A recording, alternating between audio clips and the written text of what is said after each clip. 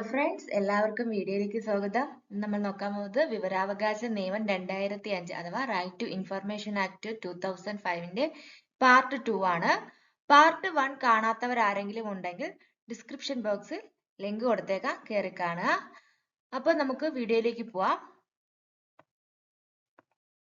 കഴിഞ്ഞ ക്ലാസ്സിൽ നമ്മൾ വിവരാവകാശ നിയമത്തിലെ 6 അധ്യായങ്ങളെ കുറിച്ച് നോക്കിയിരുന്നു അല്ലെ. ഇപ്പോൾ നമ്മൾ നോക്കാൻ പോകുന്നത് വിവരാവകാശ നിയമത്തിലെ പട്ടികകൾ അഥവാ ഷെഡ്യൂൾസുകളെ കുറിച്ചാണ്.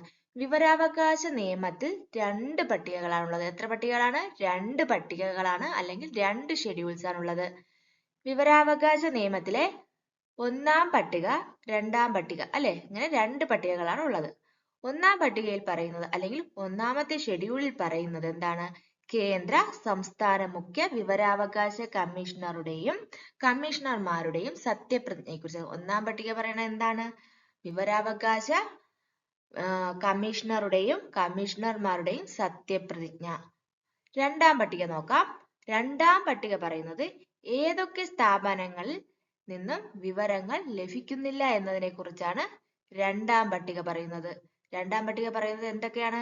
2-ാം പട്ടിക പറയുന്നത് ഏതൊക്കെ സ്ഥാപനങ്ങളിൽ നിന്നും വിവരങ്ങൾ ലഭിക്കുന്നില്ല എന്നതിനെ കുറിച്ചാണ്.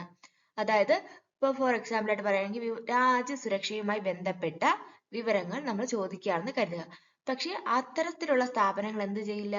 അത്തരം വിവരങ്ങൾ പൊതുജനങ്ങൾക്ക് നൽകില്ല. കാരണം അത് രാജ്യസുരക്ഷയുമായി ബന്ധപ്പെട്ട സ്ഥാപനങ്ങളാണ് അല്ലെ, അല്ലെങ്കിൽ രേഖകളാണ്. അത്തരത്തിലുള്ള രേഖകൾ എന്ത് ചെയ്യുന്നില്ല? നൽകുന്നില്ല. അതാണ് എന്ത് പറയുന്ന 2-ാം പട്ടിക അല്ലെങ്കിൽ 2-ാം ഷെഡ്യൂൾ പറയുന്നത്. അപ്പോ നെക്സ്റ്റ് നോക്കാം. വിവരാവകാശ നിയമം 2005-ൽ 31 സെക്ഷൻസ് അഥവാ 31 വകുപ്പുകളാണ് ഉള്ളത്. എത്രയാണ്? 31. വിവരാവകാശ നിയമം 2005-ൽ 31 സെക്ഷൻസ് അഥവാ 31 വകുപ്പുകളാണ് ഉള്ളത്. വകുപ്പ് 1. വിവരാവകാശ നിയമത്തിലെ ആദ്യത്തെ വകുപ്പായ വകുപ്പ് 1 പറയുന്നത് എന്താണ്? ഇതിന്റെ പേര്, പ്രാബല്യം മുതലായവയെ കുറിച്ചാണ്. അതായത് വിവരാവകാശ നിയമം 1 പറയുന്നത് വിവരാവകാശ നിയമത്തിന്റെ പേര്, പ്രാബല്യം മുതലായവയെ കുറിച്ചാണ്. ആദ്യം നമുക്ക് തന്നെ നോക്കാം. ഇതിൽ പറയുന്നത് എന്താണെന്ന് വെച്ചാൽ വിവരാവകാശ നിയമം 2005 എന്നാണ് ഈ നിയമം അറിയപ്പെടുന്നത്. എന്താ പേരിലാണ് അറിയപ്പെടുന്നത്? വിവരാവകാശ നിയമം 2005 എന്നാണ് അറിയപ്പെടുന്നതെന്നും പ്രാബല്യത്തിൽ വരുന്നത് അതായത് ഒക്ടോബർ 12, 2005 ഒക്ടോബർ 12 മുതൽ പ്രാബല്യത്തിൽ വരുമെന്നും അന്ന് മുതൽ ജമ്മു കാശ്മീർ ഒഴികെയുള്ള ബാക്കി എല്ലാ സംസ്ഥാനങ്ങളിലും കേന്ദ്രഭരണ പ്രദേശങ്ങളിലും ഇത് എന്തായിരിക്കും? ഒരുപോലെ തുല്യമായി പ്രാബല്യത്തിൽ വരുമെന്നും അവയെല്ലാം എല്ലാ സ്ഥാപനങ്ങൾക്കും ബാധകമാണെന്നും ഒക്കെ പറയുന്നത് ഏത് വകുപ്പിലാണ്? വിവരാവകാശ നിയമം ത്തിലെ സെക്ഷൻ 1 ആണ് പറയുന്നത്. സെക്ഷൻ 1 അഥവാ വകുപ്പ് 1 പറയുന്നതാണ്. എന്താണ് വകുപ്പ് 1? എന്തൊക്കെയാണ് പറയുന്നത്? ഈ വിവരാവകാശ നിയമം 2005 എന്നാണ് ഇതിന്റെ പേരെന്നും പ്രാബല്യത്തിൽ വരുന്ന ഒക്ടോബർ 12, 2005 ഒക്ടോബർ 12 മുതൽ ജമ്മു കാശ്മീർ ഒഴികെയുള്ള മറ്റെല്ലാ സംസ്ഥാനങ്ങളിലും ഇത് ബാധകമാണെന്നും പറയുന്ന വകുപ്പ് ഏതാണ്? വകുപ്പ് 1 അഥവാ സെക്ഷൻ 1. മറക്കരുത്, വകുപ്പ് 1 സെക്ഷൻ 1. അല്ലെങ്കിൽ പറയുന്നത് എന്താണ്? പേരും പ്രാബല്യത്തിൽ വരുന്നതും കുറിച്ചാണ് വകുപ്പ് 1 പറയുന്നത് അല്ലെ. വകുപ്പ് 2 നോക്കാം. നിർവചനങ്ങൾ അടങ്ങിയിരിക്കുന്ന വകുപ്പാണ് വകുപ്പ് 2 അഥവാ സെക്ഷൻ 2 എന്ന് പറയുന്നത്. വകുപ്പ് 2 എന്താണ് പറയുന്നത്? നിർവചനങ്ങളെ കുറിച്ച് പറയുന്നതാണ് വകുപ്പ് 2 അഥവാ സെക്ഷൻ 2 എന്ന് പറയുന്നത്. ആദ്യത്തെ വകുപ്പിൽ നമ്മൾ പേര് പറഞ്ഞു അതെന്ന് പ്രാബല്യത്തിൽ വരുമെന്നും 1-ാമത്തെ വകുപ്പിൽ പറയും. 2-ാമത്തത് എന്താണ് പറയുന്നത്? 2-ാം വകുപ്പ് പറയുന്നത് നിർവചനങ്ങളാണ്. നമുക്ക് നോക്കാം പ്രധാനപ്പെട്ട ഏതൊക്കെ നിർവചനങ്ങളാണെന്ന്. പ്രധാനപ്പെട്ട നിർവചനങ്ങൾ എന്ന് പറയുന്നത് സമൂചിത സർക്കാർ, വിവരം, പൊതു അധികാര സ്ഥാപനം, വിവരാവകാശം. ഈ 4 നിർവചനങ്ങളാണ് നമ്മൾ നോക്കാൻ പോകുന്നത്. നമുക്ക് നോക്കാം. സമൂചിത സർക്കാർ. എന്ത് സർക്കാർ? സമൂചിത സർക്കാർ. അതായത് വിവരാവകാശ നിയമത്തിലെ 2A പറയുന്നത് സമൂചിത സർക്കാരിനെ കുറിച്ചാണ്. അതായത് വിവരാവകാശ നിയമം 2005-ലെ വകുപ്പ് 2A പ്രകാരം സമൂചിത സർക്കാർ എന്നത് കേന്ദ്ര സർക്കാർ, സംസ്ഥാന സർക്കാർ കേന്ദ്ര ഭരണ പ്രദേശങ്ങളുടെ ഭരണകൂടം എന്നിവയാണ് സൂചിപ്പിക്കുന്നത്. ഏതൊക്കെയാണ്? കേന്ദ്ര സർക്കാർ, സംസ്ഥാന സർക്കാർ, കേന്ദ്രഭരണ പ്രദേശങ്ങളിലെ ഭരണകൂടം എന്നിവയാണ് സൂചിപ്പിക്കുന്നത്. കേന്ദ്ര സർക്കാരിന്റെ കീഴിലുള്ള വകുപ്പുകൾ, മന്ത്രാലയങ്ങൾ, സ്ഥാപനങ്ങൾ എന്നിവയും സമൂചിത സർക്കാരിൽ ഉൾപ്പെടുന്നു. ഇവരെ കൂടാതെ ബഹിരാകാശ, ആണവോർജം, പ്രതിരോധം തുടങ്ങിയ മേഖലകൾക്കും ഇത് ബാധകമാണ്. അപ്പൊ ഒന്നുകൂടെ പറയാം. സമൂചിത സർക്കാർ. സമൂചിത സർക്കാർ എന്നതിൽ ഉൾപ്പെടുന്ന എന്തൊക്കെയാണ്? കേന്ദ്ര സർക്കാർ, സംസ്ഥാന സർക്കാർ, കേന്ദ്രഭരണ പ്രദേശങ്ങളുടെ ഭരണകൂടം എന്നിവയാണ് സൂചിപ്പിക്കുന്നത്. കേന്ദ്ര സർക്കാരിന്റെ കീഴിലുള്ള വകുപ്പുകളായ മന്ത്രാലയങ്ങൾ, സ്ഥാപനങ്ങൾ എന്നിവയും സമൂചിത സർക്കാരിൽ ഉൾപ്പെടുന്നു. ഇവരെ കൂടാതെ തന്നെ ബഹിരാകാശം, ആണവോർജം, പ്രതിരോധം തുടങ്ങിയ മേഖലകളും സമൂചിത സർക്കാരിൽ ഉൾപ്പെടുന്നു. സമൂചിത സർക്കാരിനുള്ള നിർവചനം പറയുന്ന വകുപ്പ് ഏതാണ്? വകുപ്പ് 2 A ആണ്. വകുപ്പ് 2 A ആണ് സമൂചിത സർക്കാരിനെ കുറിച്ച് പറയുന്നത്. ഇനി നമുക്ക് അടുത്തത് നോക്കാം. സമൂചിത സർക്കാർ കഴിഞ്ഞ് തൊട്ടടുത്ത് എന്താണ്? വിവരം. 2F ആണ് വിവരം എന്ന് പറയുന്നത്. വിവരം എന്തൊക്കെയാവാം? വിവരം എന്നതുകൊണ്ട് ഉദ്ദേശിക്കുന്നത് എന്താണ്? രേഖകള്, പ്രമാണങ്ങള്, മെമ്മോകള്, ഇമെയില്, അഭിപ്രായങ്ങൾ, ഉപദേശങ്ങൾ, പത്രസമ്മേളനങ്ങൾ, പ്രസ്താവനകൾ, ഉത്തരവുകൾ, ലോഗോ ബുക്കുകൾ, കോൺട്രാക്റ്റുകൾ, റിപ്പോർട്ടുകൾ, പേപ്പറുകൾ, സാമ്പിളുകൾ, മോഡലുകൾ, ഏതെങ്കിലും ഒരു ഇലക്ട്രോണിക് രൂപത്തിൽ വെച്ചിട്ടുള്ള ഡേറ്റ മെറ്റീരിയലുകൾ, ഇവയെല്ലാം തന്നെ എന്താണ്? വിവരങ്ങളാണ്, അല്ലെങ്കിൽ ഇൻഫർമേഷൻസ് ആണ്. നമ്മളൊരു കാര്യം ചോദിക്കുന്നു, അതിനുള്ള നമുക്ക് ഇൻഫർമേഷൻ അല്ലെങ്കിൽ വിവരം തരുന്നത് ഏതൊക്കെ രീതിയിലാവാം?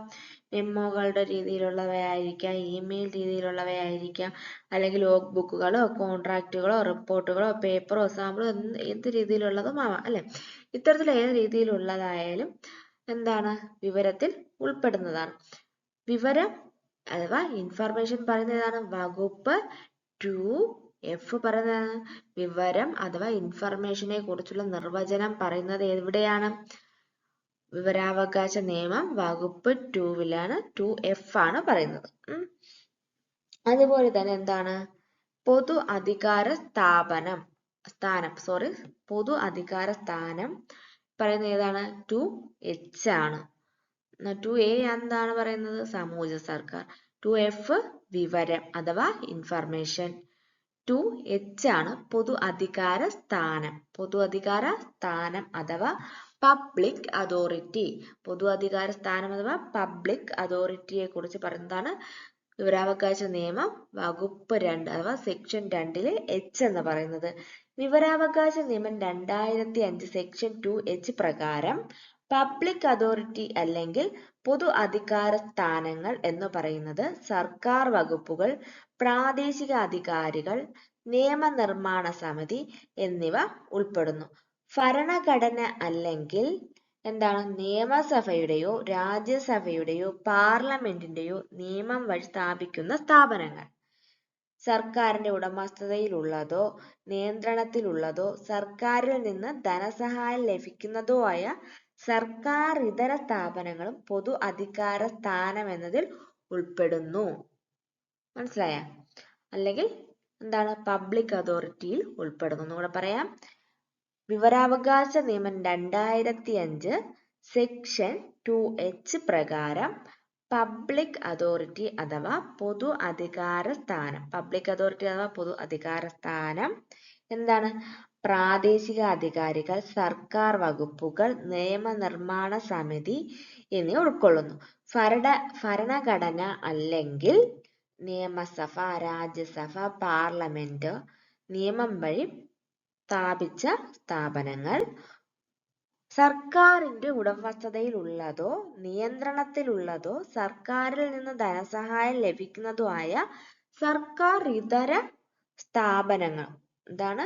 സർക്കാരിന്റെ ഉടമസ്ഥതയിലുള്ളതോ സർക്കാരിന്റെ നിയന്ത്രണത്തിലുള്ളതോ സർക്കാർ ധനസഹായം ലഭിക്കുന്നതോ ആയ സർക്കാർ ഇതര സ്ഥാപനങ്ങളും പൊതു അധികാര സ്ഥാനം അഥവാ പബ്ലിക് അതോറിറ്റി എന്നത് ഉൾപ്പെടുന്നു എന്നാണ് നിർവചനം പറയുന്നത്. അത് ഏത് സെക്ഷനാണ്?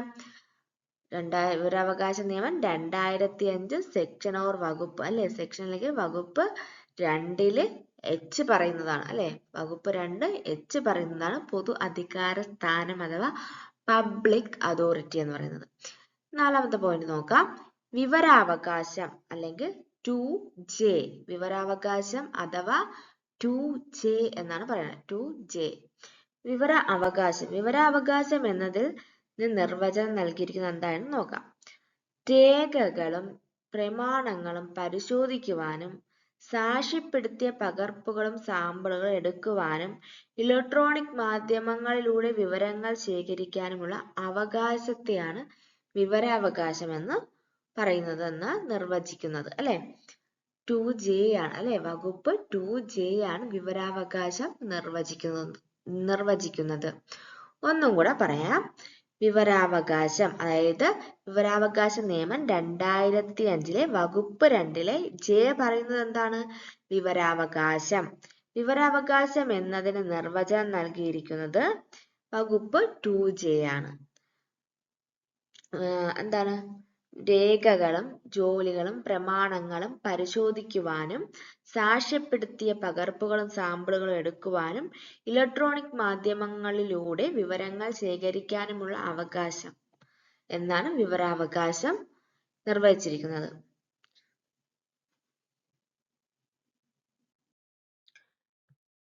വിവരാവകാശ നിയമം 2005 വകുപ്പ് 3 പറയുന്നത് എന്താണെന്ന് നോക്കാം.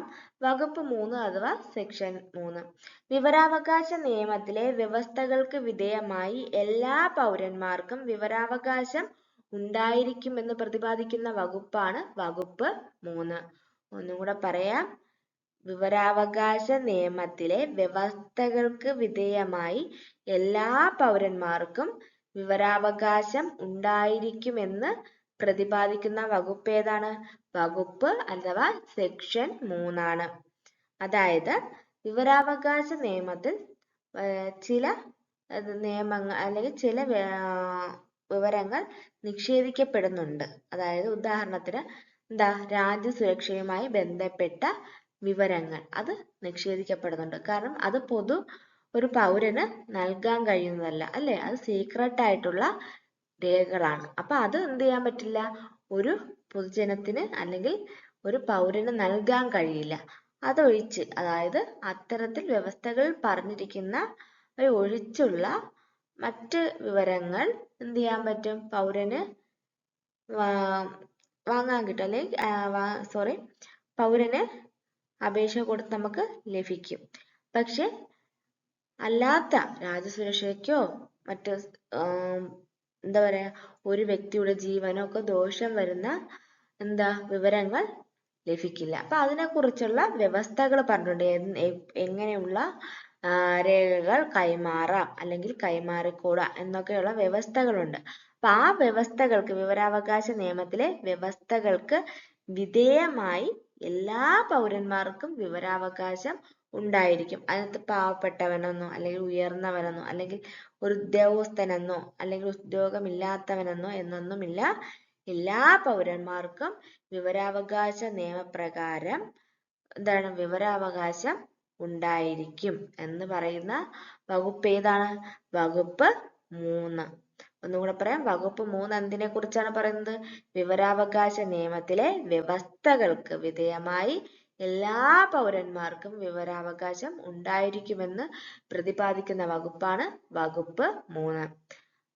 പ്രത്യേകം നോട്ട് ചെയ്ത് വെക്കുക, വകുപ്പ് 3. വകുപ്പ് 4 നോക്കാം. പൊതു അധികാര സ്ഥാപനങ്ങളുടെ കടമകൾ പ്രതിപാദിക്കുന്ന വകുപ്പ്. എന്താണ് വകുപ്പ് 4 അഥവാ സെക്ഷൻ 4?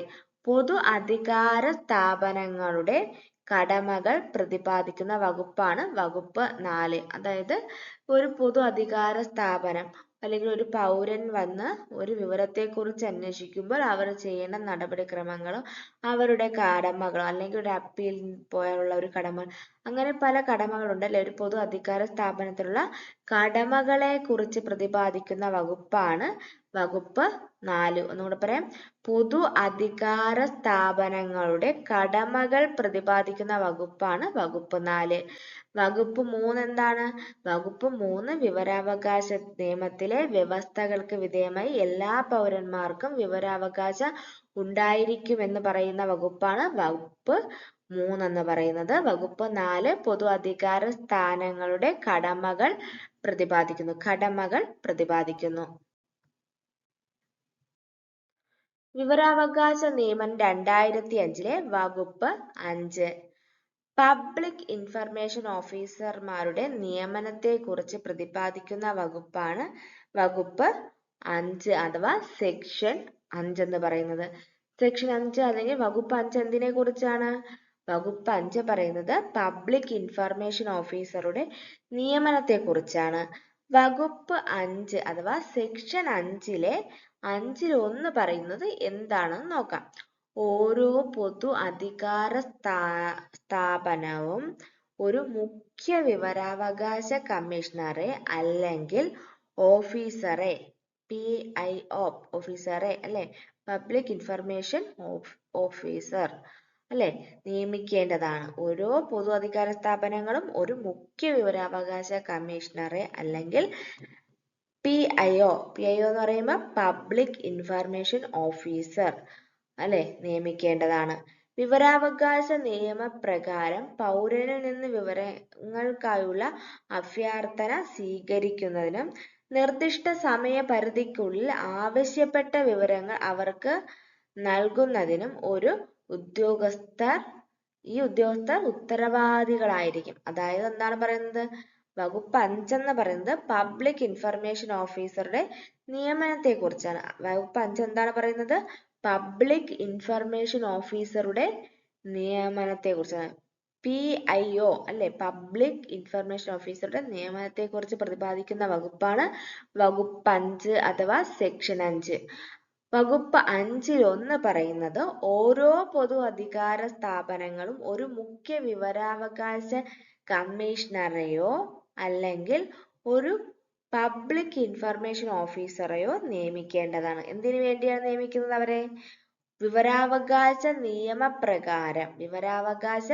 നിയമപ്രകാരം ഒരു പൗരനിൽ നിന്ന് വിവരങ്ങൾക്കായുള്ള അഭ്യർത്ഥന സ്വീകരിക്കുന്നതിനും അതായത് വിവരാവകാശ നിയമപ്രകാരം ഒരു പൗരനിൽ നിന്ന് വിവരങ്ങൾക്കായുള്ള അഭ്യർത്ഥന സ്വീകരിക്കുന്നതിനും നിർദ്ദിഷ്ട സമയപരിധിക്കുള്ളിൽ ആവശ്യപ്പെട്ട വിവരങ്ങൾ നൽകുന്നതിനും വേണ്ടിയാണ് ഈ ഉദ്യോഗസ്ഥർ ഉത്തരവാദിത്തപ്പെട്ടവരായിരിക്കും. അതായത് ഒരാള് വന്ന് എനിക്ക് ഇന്ന വിവരം ഇതിനെ കുറിച്ചുള്ള വിവരത്തെ കുറിച്ച് അല്ലെങ്കിൽ ഇപ്പൊ ഫോർ എക്സാമ്പിൾ ആയിട്ട് നമുക്ക് ചോദിക്കാം. ഈ ഇടയ്ക്കൊരു ഹൈക്കോടതി വിധി വന്നെന്ന് കരുതുക. പ്രധാനപ്പെട്ട അല്ലെങ്കിൽ ഏതെങ്കിലും ഒരു വിഷയം സംബന്ധിച്ച് ഒരു ഹൈക്കോടതി വിധി വന്നു. അപ്പൊ അതിന്റെ ഫുൾ ഡീറ്റെയിൽസ് എടുക്കണമെന്ന് കരുതുക. ആ സമയത്ത് എന്ത് ചെയ്യാം? ഇതൊരു പൊതു വ്യക്തിക്ക് അതിനെക്കുറിച്ച് വിവരാവകാശ നിയമപ്രകാരം എന്ത് ചെയ്യാം? ഒരു അപേക്ഷ കൊടുക്കാൻ പറ്റും. അപ്പൊ അതിന് എന്ത് കിട്ടും? അവരതിന്റെ വിവരങ്ങൾ പൊതുജനങ്ങൾക്ക് നൽകും. അഭ്യർത്ഥിച്ച പൗരന് നൽകും. അപ്പൊ അതേപോലുള്ള ആവശ്യമായിട്ടുള്ള വിവരങ്ങൾ ആവശ്യപ്പെടുമ്പോൾ ഇത് ആരുടെ ഉത്തരവാദിത്തമാണ് ഈ വിവരങ്ങൾ പൗരന് എത്തിക്കുക എന്നത്? ഒരു പബ്ലിക് ഇൻഫർമേഷൻ ഓഫീസറുടെ ഉത്തരവാദിത്തമാണ്. അപ്പൊ വകുപ്പ് 5-1 എന്താണ് പറയുന്നത്? ഓരോ പൊതു അധികാര സ്ഥാപനങ്ങളും ഒരു മുഖ്യ വിവരാവകാശ കമ്മീഷണർ അല്ലെങ്കിൽ ഒരു ഓഫീസറെ നിയമിക്കേണ്ടതാണ്. വിവരാവകാശ നിയമപ്രകാരം പൗരനിൽ നിന്ന് വിവരങ്ങൾക്കായുള്ള അഭ്യർത്ഥന സ്വീകരിക്കുന്നതിനും നിർദ്ദിഷ്ട സമയത്തിനുള്ളിൽ അഭ്യർത്ഥന സ്വീകരിച്ച് സമയപരിധിക്കുള്ളിൽ ആവശ്യപ്പെട്ട രേഖ അല്ലെങ്കിൽ വിവരങ്ങൾ അവർക്ക് കൈമാറുന്നതിനും ഉദ്യോഗസ്ഥർ ഉത്തരവാദികളാണ് എന്ന് പറയുന്നത് ഏതാണ്? വകുപ്പ് 5-1 വകുപ്പ് 5 പറയുന്നത് പബ്ലിക് ഇൻഫർമേഷൻ ഓഫീസറുടെ നിയമനത്തെ കുറിച്ചാണ് അല്ലേ? നമുക്ക് നെക്സ്റ്റ് പോയിന്റ് നോക്കാം. വിവരാവകാശ നിയമം 2005 വകുപ്പ് 5-2. വകുപ്പ് 5 എന്താണ്? പബ്ലിക് ഇൻഫർമേഷൻ ഓഫീസറുടെ നിയമനത്തെ കുറിച്ചാണ് വകുപ്പ് 5 പറയുന്നത്. അതിൽ രണ്ടാമത്തെ പോയിന്റ് എന്താണെന്ന് നോക്കാം. വിവരാവകാശ നിയമം വകുപ്പ് 5-2 പറയുന്നത് പൊതു അധികാരികൾ ഓരോ ഡിവിഷണൽ അല്ലെങ്കിൽ സബ് ജില്ലാ തലത്തിലുള്ള ഉദ്യോഗസ്ഥരെ APIO കളായി നിയോഗിക്കേണ്ടതുണ്ട്. അതായത് APIO എന്ന് പറയുമ്പോൾ അസിസ്റ്റന്റ് പബ്ലിക് ഇൻഫർമേഷൻ ഓഫീസറായി നിയോഗിക്കേണ്ടതുണ്ട്. വിവരാവകാശ അപേക്ഷകളും അപ്പീലുകളും സ്വീകരിക്കുന്നതിനും അപേക്ഷകർക്ക് വിവരങ്ങൾ നൽകുന്നതിനും IPIO കളെ സഹായിക്കുന്നതിനും APIO കൾ ചുമതലപ്പെട്ടിരിക്കുന്നു. അതായത് പബ്ലിക് ഇൻഫർമേഷൻ ഓഫീസറെ സഹായിക്കുക എന്നതാണ്. അതായത് ഒരു പൗരൻ ഒരു വിവരാവകാശ നിയമപ്രകാരം ഒരു അപേക്ഷ അല്ലെങ്കിൽ ഒരു അപ്പീൽ നൽകി കഴിഞ്ഞാൽ അതിനൊക്കെ സഹായിക്കുന്നത് ആരാണ്? ഒരു അസിസ്റ്റന്റ് പബ്ലിക് ഇൻഫർമേഷൻ ഓഫീസറാണ്. പബ്ലിക് ഇൻഫർമേഷൻ ഓഫീസറുകളെ സഹായിക്കുന്നതിന് വേണ്ടിയാണ് അസിസ്റ്റന്റ് പബ്ലിക് ഇൻഫർമേഷൻ ഓഫീസറെ നിയോഗിക്കുന്നത് അല്ലെങ്കിൽ ചുമതലപ്പെടുത്തുന്നത്. വിവരാവകാശ നിയമം 2005 വകുപ്പ് 5-3 പറയുന്നത് പബ്ലിക് ഇൻഫർമേഷൻ ഓഫീസർ അഥവാ PIO കൾ വിവരങ്ങൾ തേടുന്ന വ്യക്തികളിൽ നിന്നുള്ള അഭ്യർത്ഥനകൾ കൈകാര്യം ചെയ്യുകയും അത്തരം അഭ്യർത്ഥനകൾ നടത്തുന്ന വ്യക്തികൾക്ക് ന്യായമായ സഹായം നൽകുകയും വേണമെന്നാണ്. അതായത് ഒരു അപേക്ഷകൻ അപേക്ഷ വിവരാവകാശ നിയമപ്രകാരം നൽകി കഴിഞ്ഞാൽ അത് കൈകാര്യം ചെയ്ത് ഉചിതമായിട്ടുള്ള സഹായം ആ വ്യക്തിക്ക് നൽകണമെന്ന് പറയുന്ന വകുപ്പ് ഏതാണ്? വകുപ്പ് 5-3 വകുപ്പ് 5-4 നോക്കാം.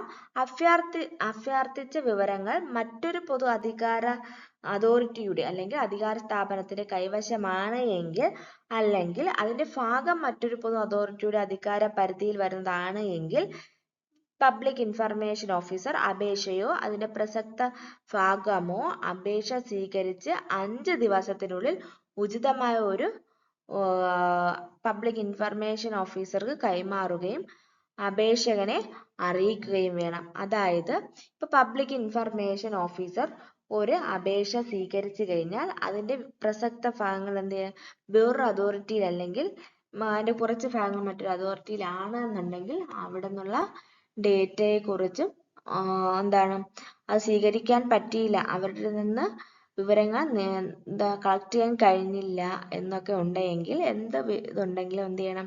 5 ദിവസത്തിനുള്ളിൽ ആരെ അറിയിക്കണം? ഈ അപേക്ഷ തന്ന വ്യക്തിയെ അറിയിക്കണം എന്ന് പറയുന്നത് ഏത് വകുപ്പിലാണ്? വകുപ്പ് 5-4 വകുപ്പ് 5-4 പറയുന്നത്.